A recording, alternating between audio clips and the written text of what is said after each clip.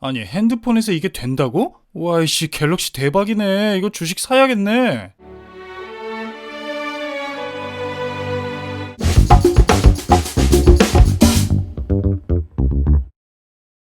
10년 이상 아이폰만 쓰고 있는 애플의 노예지만 작년에 이어서 갤럭시 코인에 탑승하기 위해 갤럭시 S21 울트라를 대여했습니다. 이 투고 서비스가 가난한 유튜버에게 너무나 좋은 제도가 아닌가 싶어요.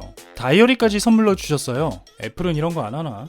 아이폰 12랑 비교도 살짝 해봤습니다. 갤트라는 원래 아이폰 12 프로 맥스랑 비교해야 급이 맞는데 아이폰 12밖에 없어요. 감안해주세요.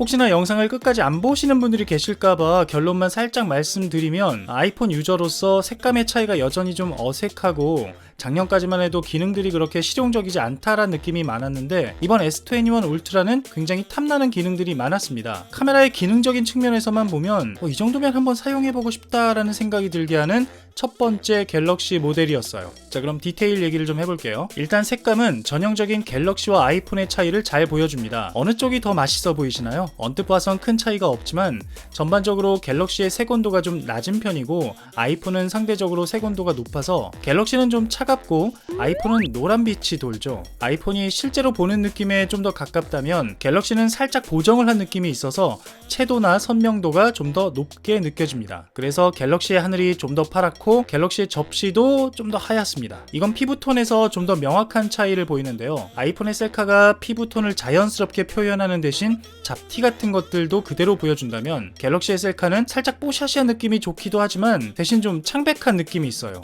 HDR은 아이폰 쪽이 좀 더 좋아 보였습니다. 실내에서 아이폰이 좀 더 밝았고 갤럭시는 콘트라스트가 좀 높은 느낌도 있고 어두운 부분에 디테일이 좀 부족했습니다. 보시면 그늘이 훨씬 어둡죠. 물론 굳이 비교를 하자면 그렇다는 거지 뭐 따로 놓고 보면 그냥 다 좋아 보여요. 그리고 화각 궁금해하신 분들이 계셨는데요. 전면 카메라의 경우 같은 배율에서 아이폰의 화각이 좀 더 넓은 반면 망원 렌즈를 제외한 메인 카메라의 화각은 거의 비슷했습니다.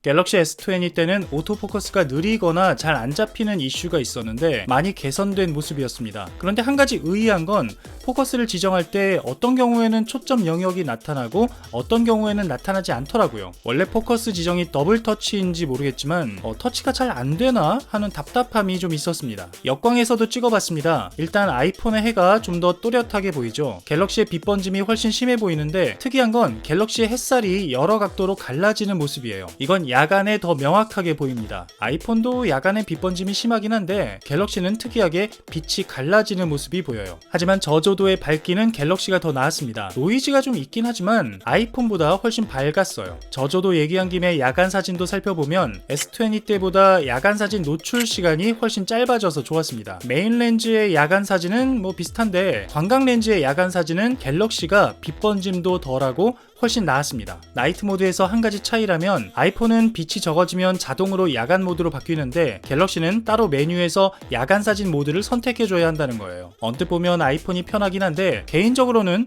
모드가 따로 있는 게 더 좋게 느껴집니다. 이번엔 인물 사진 모드입니다. 인물 사진은 기본적으로 아이폰, 갤럭시 모두 띄워놨어요. 눕기도 잘 따고 아웃포커스도 괜찮은데 재미있는 건 인물 사진의 경우에 아이폰의 뽀샤시 느낌이 더 강했고 갤럭시는 좀 더 있는 그대로의 모습이었어요. 일반 사진과는 좀 반대의 느낌이죠. 그리고 아이폰이 배경과 인물을 좀 더 조화시켜준다면 갤럭시는 인물을 좀 더 또렷하게 부각시키는 느낌이었습니다. 그리고 아이폰 인물 사진 모드의 초점거리가 좀 멀어서 아쉬운 경우가 많았는데 갤럭시는 인물 사진에 두 가지 화각이 있어서 가깝게 찍을 수 있는 게 좋았습니다. 자, 이번엔 사운드 테스트 한번 들어볼게요. 자, 마이크 테스트 하겠습니다. 이쪽이 아이폰 12, 이쪽이 갤트라예요. 자, 마이크 테스트 하겠습니다. 이쪽이 아이폰 12, 이쪽이 갤트라예요. 이것도 전작들과 비슷한데요. 아이폰의 사운드가 좀 더 자연스럽지만 주변 소음까지 잡히는 반면 갤럭시는 주변 소음을 걸러내고 목소리를 좀 더 또렷하게 잡긴 하지만 인공적인 보정 느낌이 살짝 듭니다. 이게 마이크 중 기능이 켜져 있어서 그런 것 같기도 해요. 아우 잠시요. 그 밖에 갤럭시 S21 울트라를 만져보고 인상적이었던 것들 짧게 정리해보면 100배 줌 사진은 역시 놀라웠습니다. 일상생활에서 그렇게 실용적이지 않은 느낌도 있긴 하지만 스마트폰 카메라로 이 정도로 찍을 수 있다는 게 신기했고 카메라보다는 망원경의 용도로 멀리 있는 걸 볼 때 유용할 것 같습니다. 가장 탐나는 기능 중 하나는 접사 기능이었는데요. 근접 초점 모드가 도입돼서 이 정도로 가까이서 찍을 수가 있었습니다. 이 정도면 과장 좀 보태서 현미경 아닌가요? 그리고 무엇보다 갤럭시는 역시 필기 기능이죠. 사진을 비롯해서 심지어 동영상에도 메모가 가능해서 간단하게 메모를 주고받을 때 굉장히 유용합니다. 심지어 유료 어플 정도는 구매해야 가능하던 개체 지우기 기능이 들어갔어요. 아직 세부 윤곽을 딸 순 없고 터치로 사물을 자동 인식하는 정도긴 하지만 어플 없이도 잡티 정도는 바로 제거할 수 있습니다. 전후면 영상을 동시에 찍어주는 디렉터스 뷰도 괜찮았고 매뉴얼 설정이 가능한 프로 모드도 굉장히 탐이 났습니다. 여러가지 결과물을 만들어주는 싱글 테이크도 의외로 쓸모가 많을 것 같았어요. 증강현실을 이용한 낙서 기능인 AR 두들도 굉장히 마음에 들었어요. 틱톡이나 어플에서 가능하던 것들인데 나름 소소한 재미가 있더라고요. 그리고 무엇보다 찰칵 음성인식이나 손모양 등으로 촬영이 가능한 것 또한 무조건 버튼을 눌러야 촬영이 되는 아이폰 유저로서 굉장히 부러운 점이었습니다. 무게가 226g으로 꽤 무거운 편이긴 한데요. 폭이 넓지 않아서 그립감이 나쁜 편은 아닙니다. 물론 케이스를 씌우면 더 무거워질 거고 여자분들은 좀 무겁게 느끼실 수도 있을 텐데 남자분들의 경우엔 적응하면 들고 다닐만 할 것 같아요. 그리고 손떨방이나 HDR 동영상 등 더 테스트해보고 싶은 게 많은데 이건 따로 기회가 되면 영상을 다시 올리도록 하겠습니다.